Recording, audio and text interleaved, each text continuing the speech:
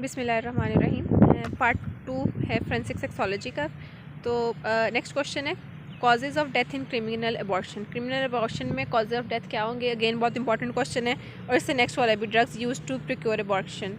मैंने एक लास्ट वाले में बताया था कि अबॉर्शन की किस किस तरह से होता है, उसके टाइप्स और प्रोसीजर वगैरह, वो बहुत इंपॉर्टेंट था। और अबॉर्शन रिलेटेड सारे क्वेश्चन बहुत इंपॉर्टेंट है,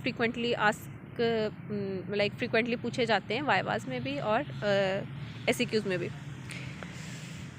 नेक्स्ट है causes of death in criminal abortion. इसमें इसको हम डिवाइड कर देंगे इमीडिएट कॉज में और इंटरमीडिएट में और लेट में। इंटरमीडिएट मैंने गलती से नीचे लिख दिया था, ये ऊपर आएगा।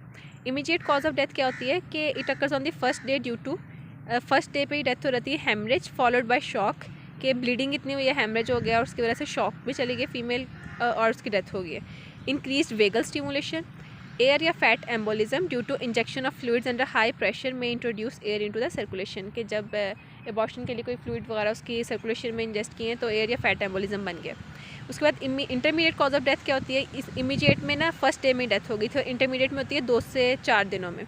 ये एक्यूट जनरल इन्फेक्शन की वजह से होती है, बैक्टीरियल सेप्टिसीमिया की वजह से, या continuous haemorrhage due to the rupture of uterus, remains of placenta, some parts of foetus, या रिमेन्स ऑफ प्लेसेंटा के रिमेन्स, या फिर जिसमें कहते हैं कि सम पार्ट्स ऑफ फीटस उसके रिमेन्स वगैरह, रीनल फेलियर या टेटनस।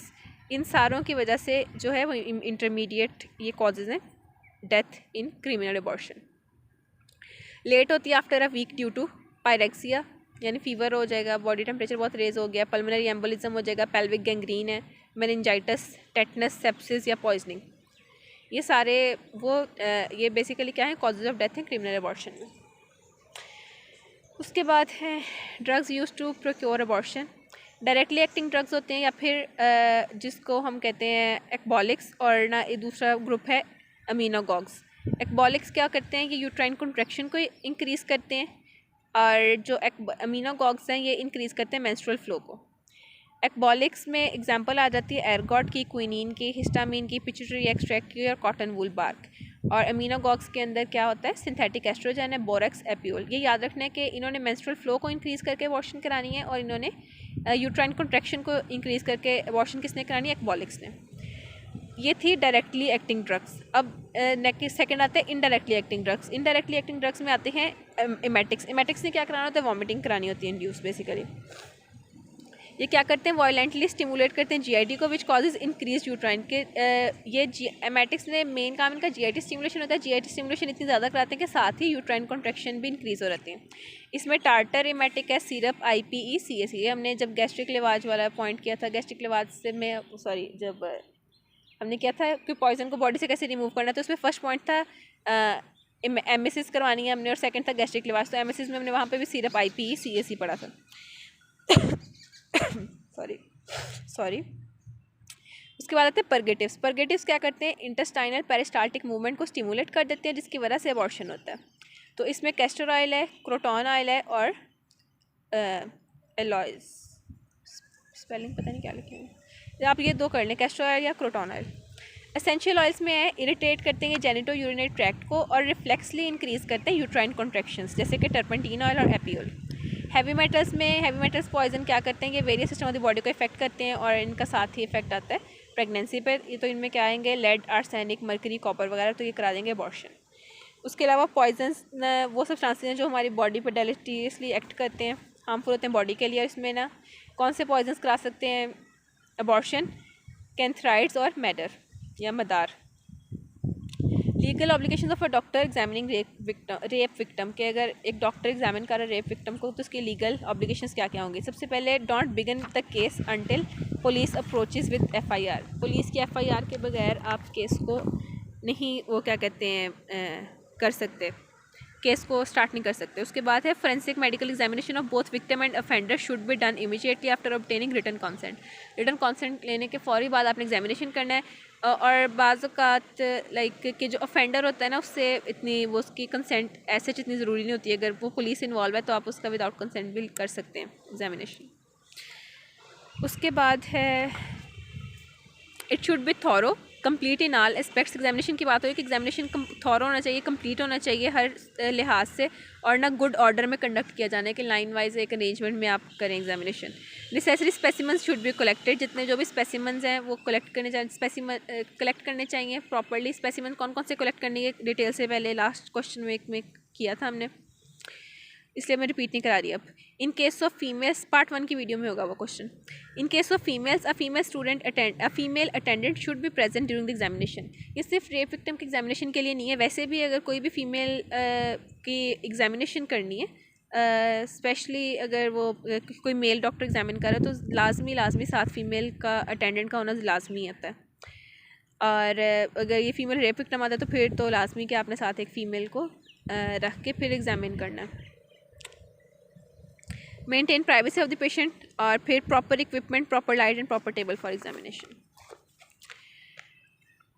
देन ये बहुत इंपॉर्टेंट क्वेश्चन आ गया, एक डिफरेंस बिटवीन जिना, रेप एंड फॉर्निकेशन। जिना को आप ऐसे समझ लें कि ये जो इस्लामिक लॉ के अकॉर्डिंग अगर आप मतलब ना जिना और फॉर्निकेशन आलमोस्ट तकरीबन सेम चीज़ें हैं, लेकिन जिना इस्लामिक लॉ के अकॉर्डिंग इसमें जैसे इसकी जो सी है सज़ा भी वो भी हदूद ऑर्डिनेंस के तहत इसको किया गया है, वो सेक्शन में आता है, और ये पाकिस्तान पीनल कोड में है। तो जिना में क्या है, it is an unlawful sexual relationship between a male and a female who are not married through निकाह। इट इंक्लूड्स एक्स्ट्रा मैरिटल और प्री मैरिटल सेक्स के। अभी निकाह नहीं हुआ, निकाह के बगैर एक्स्ट्रा मैरिटल या प्री मैरिटल अफेयर कोई है तो उस केस में क्या होगा, इसको जिना कंसिडर किया जाएगा। और इसमें a man and woman are not married to each other set to commit fornication if they wilfully have an intercourse with one another. तो वो मोर और लेस डेफिनेशन सेम है कि इसमें इंटरकोर्स है विदाउट निकाह या फिर निकाह से पहले, या एक्स्ट्रा मैरिटल इंटरकोर्स है, और इसके अंदर दो वो मेल और जो फीमेल है वो आपस में मैरिड नहीं है और उनके वो कोई लाइक इंटरकोर्स की एक्टिविटी में इन्वॉल्व है, तो उसमें फॉर्निकेशन कहेंगे। इस सेक्शन 4 ऑफ हदूद ऑर्डिनेंस के तहत इसको डिफ़ाइन किया जाता है, और इसको 496 BPPC मतलब ये इनके तहत इनकी सज़ाएँ दी जाती हैं। और इट इज़ डन विलफुली, इसमें पनिशमेंट क्या है कि 100 लैशेज़ हों, मतलब 100 कोड़े पड़ते हैं। In case of unmarried person male या फीमेल तो उसके लिए 100 लैशेज़ हैं, और stoned to death in married, अगर कोई मैरिड पर्सन इस एक्टिविटी में इन्वॉल्व है तो उसको स्टोन्ड टू डेथ के उसको पत्थर मार के उसको मार देने का हुक्म है। उसके बाद इसमें 4 आई विटनेसेस रिक्वायर होते हैं। इसमें 2 आई विटनेसेस रिक्वायर है, फ़ाइन है 1000 का, और इम्प्रिजनमेंट है 5 ईयर्स की। रेप में क्या, man is said to commit rape when he has sexual intercourse with a women against her will और डन विद एनी फोर्स या threat, under force, under threat, या फिर मतलब without consent of the female अगर intercourse किया जाए तो वो रेप में कंसिडर होता है, या फिर अंडर एज फीमेल के साथ किया जाए। ये सेक्शन 375 PPC डील करता है इसे, और done by force against will, ये बाकी विलफुली थी, अगेंस्ट विल है। पनिशमेंट इसमें इम्प्रिजनमेंट होती है 10 साल या फिर 7 साल की, और ये एक बुक में 10 साल था, एक में 7 साल था। Examination of victim is done.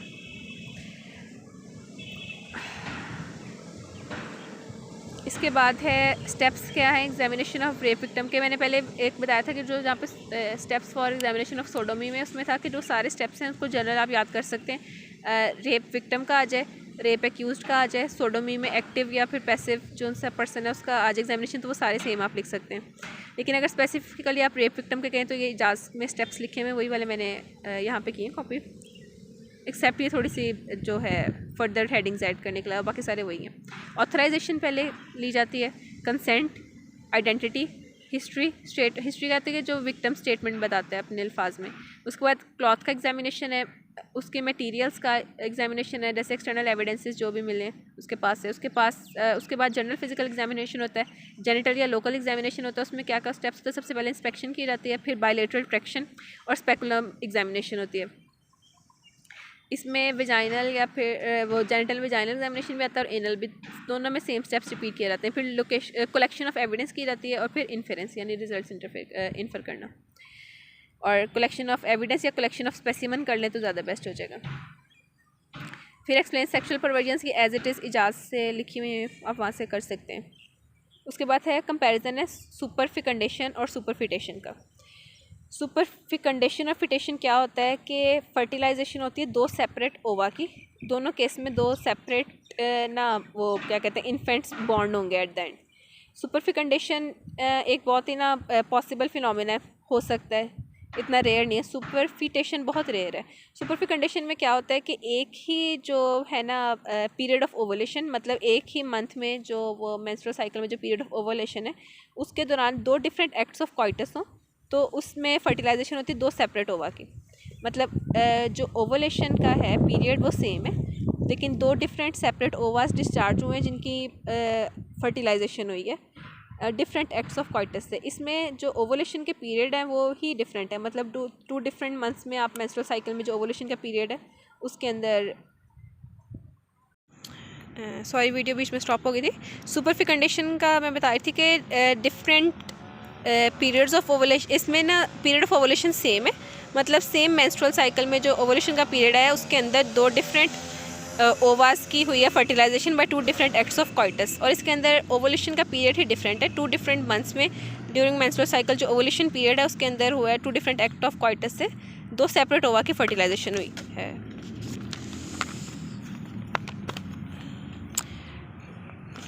अच्छा, इसमें क्या होगा, इसकी कॉज बता दी। फिर टाइम लैप्स बिटवीन इम्प्रेगनेशन में टाइम लैप्स नहीं होगा as such, because same period of ovulation है तो इसके अंदर 2 या 3 मंथ्स का टाइम लैप्स हो सकता है। पॉसिबिलिटी है क्वाइट पॉसिबल फिनोमिना, ये बहुत रेयर फिनोमिना है।